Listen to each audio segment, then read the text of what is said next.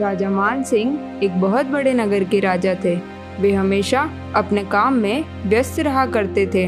उनकी पत्नी महारानी सुलोचना बहुत ही सुंदर थी। उन्हें अपनी सुंदरता का बहुत अभिमान था।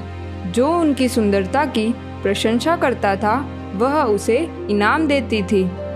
महाराज, आप कभी भी मेरी सुंदरता की प्रशंसा नहीं करते। मैं आपसे बहुत नाराज हूँ।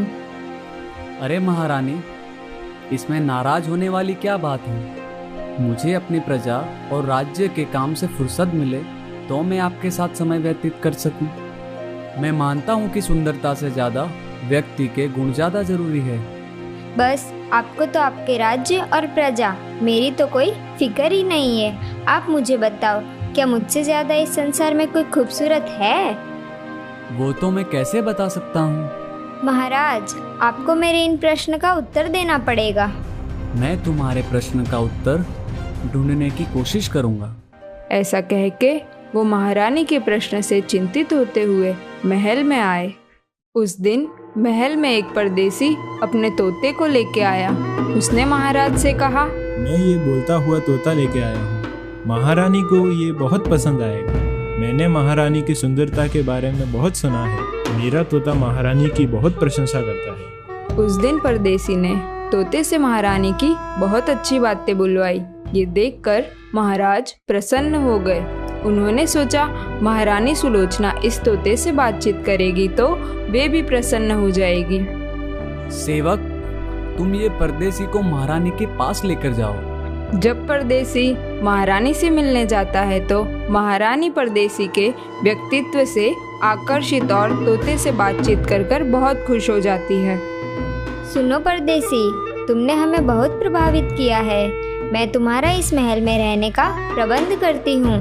तुम हर रोज इस तोते को लेकर आना और हमारा मनोरंजन करना। देखते ही देखते वो परदेसी ने अपनी सम्मोहन विद्या से रानी के ऊपर जादू कर दिया। इससे महारानी उस परदेसी से इतनी प्रभावित हो गई कि वो जैसा बोल रही थी वो करने के लिए तैयार हो जाती थी। एक दिन, परदेसी, अगर मेरी तुम्हारे साथ शादी हुई होती तो कितना अच्छा होता।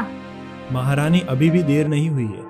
मेरे पास एक योजना है जिससे आप मुझसे शादी भी कर सकती हो और ये राज्य पर शासन भी कर सकती हो। सच? लेकिन कैसे?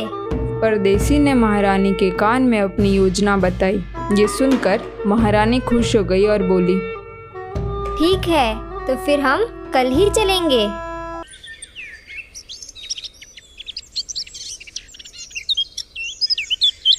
दूसरे दिन, महाराज, आपने अभी तक बताया नहीं कि इस दुनिया में मुझसे ज्यादा कोई सुंदर है कि नहीं। अरे महारानी जी, आप अभी भी वो बात लेकर बैठी हैं? क्या मैं सब राज्यों में ढूंढने निकलूं कि कोई तुमसे सुंदर है कि नहीं? हाँ महाराज, चलो हम कल ही निकलते हैं। मैं भी आपके साथ आऊंगी और इसी बहाने आपके साथ घूमना भी हो जाएगा। महाराज महारानी की बात टाल नहीं सके और दूसरे दिन महारानी से सुंदर कोई है वे ढूंढने निकल पड़े।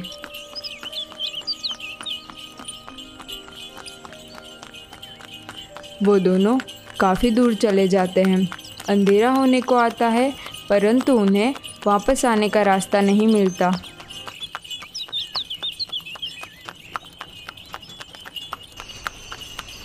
तब अचानक से वहाँ डरावने 3-4 लोग आ जाते हैं।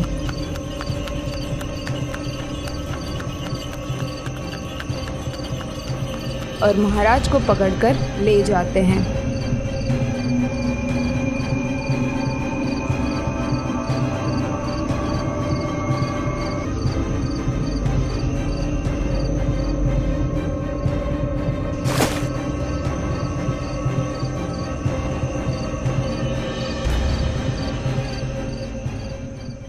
रानी रोते हुए महल में वापस आती है।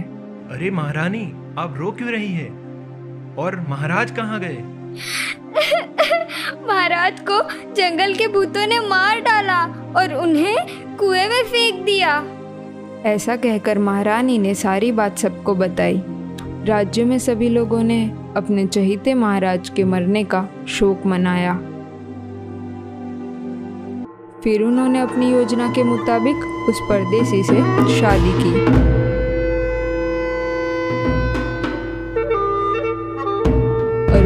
राज्य की महारानी बन गई। राजा की एक मुख्य सेविका नंदिनी थी, जिसे महाराज बहुत पसंद करते थे और कभी कभी अपने मन की बात उसे बता दिया करते थे। नंदिनी अपनी खास सहेली जो महारानी की सेविका थी उससे बात करती थी। क्या तुम्हें सच में लगता है कि महाराज को भूतों ने मार दिया होगा? मुझे तो उसमें उस परदेसी का हाथ लगता है। मुझे भी ऐसा लगता है। मैंने इस घटना के अगले दिन महारानी और परदेसी को कानों में बातें करते हुए देखा था और वो दोनों बहुत खुश लग रहे थे। क्या तुम उन दोनों पे नजर रख सकती हो और मुझे उनकी बातें बताना? जरूर, मैं तुम्हें इसी जगह पे कल मिलूंगी। दूसरे दिन सवेरे सेविका ने नंदिनी को कान में कुछ बताया। ये सुनकर नंदिनी चौंक गई और तुरंत ही कुछ सामान लेकर चुपके से जंगल की ओर निकल गई।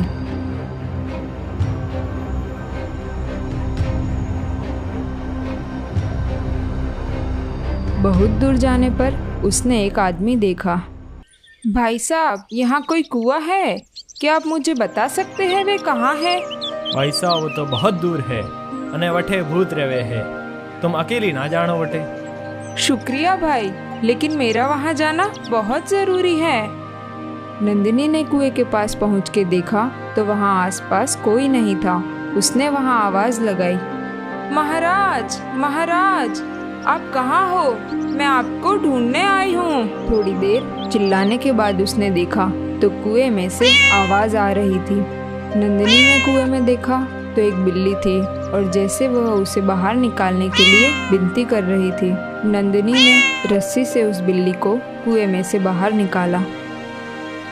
अरे, इसके गले में तो शाही मुद्रा लटक रही है जो महाराज लगाया करते थे। नंदिनी, मैं महाराज हूँ, तुमने सही पहचाना। लेकिन महाराज, आपकी ये हालत किसने की? उस दुष्ट परदेशी ने महारानी पर जादू कर दिया था और उन दोनों ने मिलकर मुझे मारने के लिए इस कुएं में डाल दिया था। लेकिन आपको बिल्ली किसने बनाया? वो परदेसी के आदमियों ने मुझे यहाँ मार मार कर कुएं में डाल दिया था। उस दिन एक साधु बाबा जो इस जंगल में रहते हैं, वो पानी पीने के लिए आए। जब उन्होंने कुएं में से पीने के लिए पानी निकाला तो वो मेरे खून से लाल हो गया था। उन्होंने बिना मेरी बात सुने मुझे बिल्ली होने का श्राप दे दिया था। लेकिन अब आप बस इंसान कैसे बनोगे?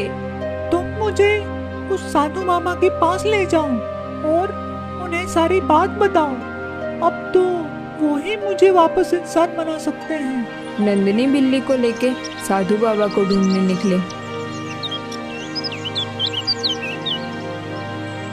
उसने देखा तो एक साधु बाबा वहाँ पर बैठे थे। प्रणाम बाबा, मैं आपके लिए कुछ फल और मिठाइयाँ लेके आई हूँ।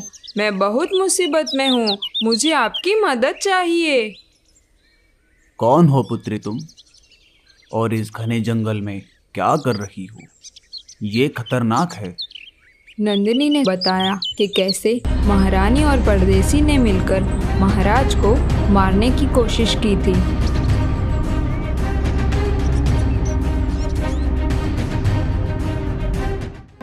अरे, मुझसे बहुत बड़ी गलती हो गई। मैं तुम्हारी मदद करूंगा, लेकिन उसके लिए मुझे महाराज के कपड़े चाहिए। उसके बिना मैं महाराज को वापस इंसान नहीं बना सकता। लेकिन बाबा, मैं महल में महाराज के कपड़े लेने जाऊंगी तो वो मुझे पकड़ लेंगे। तो तुम ऐसा करो, कोई भी इंसान का कपड़ा लेकर आओ। मैं महाराज को इंसान बना देता हूँ। फिर बाद में तुम दोनों महल में जाना और महारानी से मैं जैसा बोलूं ऐसा पूछना। नंदिनी वहाँ पास में एक किसान की कुटिया से उसके कपड़े लेकर आई। साधु बाबा ने उसको किसान बना दिया और नंदिनी ने किसान की पत्नी का वेश कर दिया।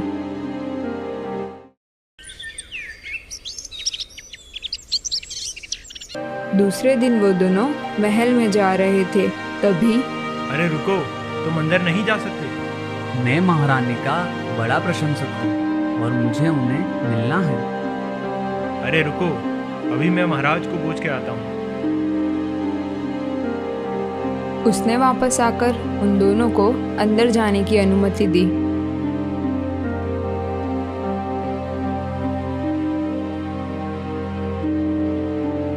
महारानी की जय हो, महारानी की जय हो।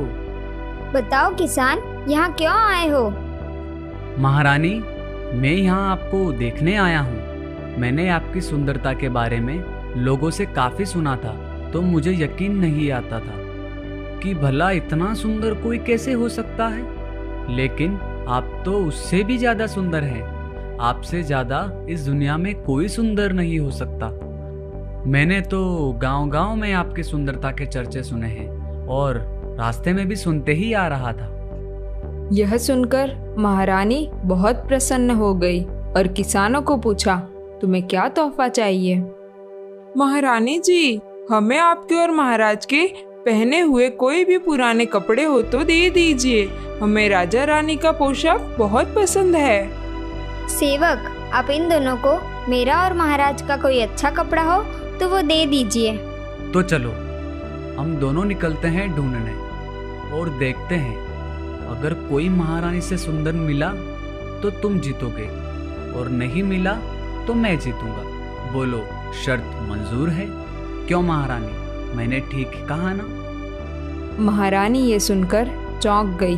वो किसान बार बार वही सवाल महारानी से पूछता था जो महाराज और महारानी के बीच की बातें होती थी। फिर उस किसान ने कुछ ऐसी बातें बताई जिसे सुनकर सारा दरबार आश्चर्य रह गया, क्योंकि वो बातें सिर्फ महाराज को पता थी। फिर वो दोनों वहां से निकल गए।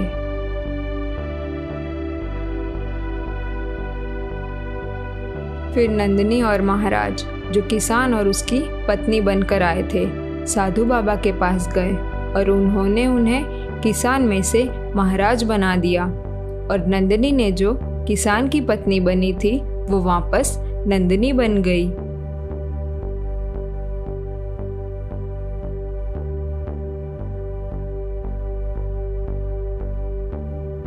अरे ये अपने महाराज हैं।